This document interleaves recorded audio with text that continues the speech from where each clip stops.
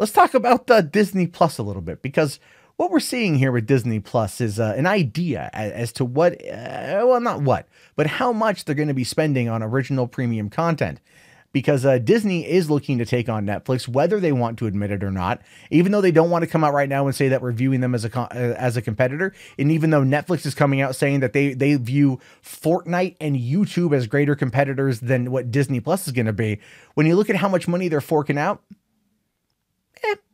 just for the, it's going to be a race. Now, Disney is estimated to spend $500 million on Disney Plus programming. Now, you might be thinking to yourself, Matt, come on, didn't Netflix say that they fork out, like millions or billions upon billions for the content? That is true. But that's just the original programming. I want you to keep that in mind. Now, it says here, new report suggests that Disney will spend up to $500 million on programming for its upcoming service.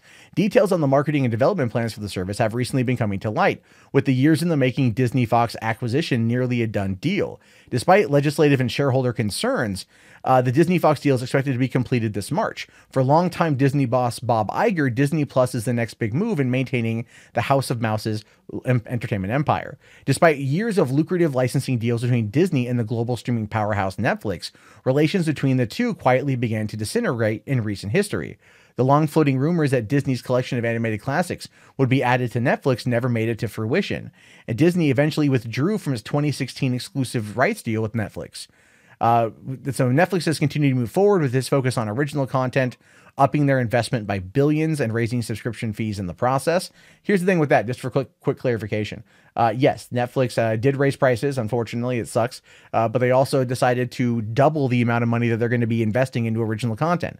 2018, it was $8 billion was the estimated number. 2019, $15 billion. Netflix ain't messing around, and honestly, neither is Disney. So it's going to be very interesting to see which content, how much of this content is put out there. I don't know about you. I don't have the time to watch it all. I've got a calendar full of things I need to watch, like Polar and Kingdom and the Fire Festival and I.O. and Closer and all these other Netflix movies. And I sit there and I'm just like, I can't even be asked to watch Orville right now. I'm 2 episodes behind, and I love that show. There's just too much content. But that ultimately is the point. They want to make it so you kind of feel incensed always to come back, because there's always a litany of new things to watch. Did you know, by the way, that Netflix unveiled the series finale of Unbreakable Kimmy Schmidt, and like no one's talking about it? That's how much content there is to watch. Anyway, now market research now predicts that Disney will spend roughly $500 million on Disney Plus programming in 2019. Disney is expected to spend about $23.8 billion on content, compared to the projected $14 billion to be spent by Netflix. The senior analyst for RBC Capital Markets, Stephen Cahall, says Disney spends more on content than anyone else globally. It has decades of experience in marketing or making excellent content. It has a huge balance sheet with low leverage. It's a brand that's known the world over. So that's the thing. They might be spending $500 million on just the content in 2019. But they ain't messing around. They overall, for all of their networks combined, dropped about $24 billion on content. Now, the vast majority of that stuff is going to end up on, Disney Plus or Hulu. I mean, it's going to be going to streaming marketplaces. So they'll just keep investing into content. I mean, $24 billion annually in content. It's a lot. Their goal, they understand, they get it. Netflix gets it too. The more and more people cut their streams, the more and more people cut their cable, the fewer and fewer people are watching these things live. More people are watching them online, which means you can put commercials on there.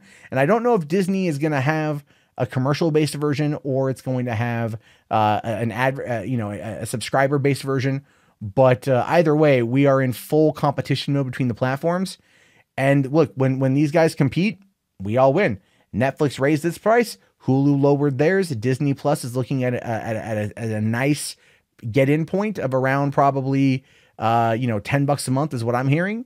Even DCU is not that bad. But that's going to be the problem when we get to be more and more of these services. People start spreading out their, how much they watch and how much they invest into. we're going to start seeing the real powerhouses take over, which means, and this again, just the theory of mine, Netflix, maybe Netflix or Disney will start absorbing other streaming services. I have a feeling that's going to happen. I have a feeling like Netflix is going to look at the DCU, the DC Universe service, and go, we want that. How much do you want for that? And buy that service, basically buy out what Warner Brothers has, and license their content in perpetuity. And it would be a very lucrative deal for Warner Brothers, especially if some of these movies they make, some of these DC films they make, or other content doesn't do very well upon its original release, and Netflix comes in and keeps them float on the back end. I mean, there's a lot that goes on. It'll be very interesting to see just what happens next. Hey, thank you so much for getting to the end of the video. I really appreciate it. If you guys want to get more up-to-date movie news and information, as well as breakdowns of trailers and other types of stuff, be sure to watch the other videos, click subscribe, and check back daily for more content from me. Again, my name is Matt Jarbo. This has been $3 Theater. Have yourself a great day, guys, and peace out.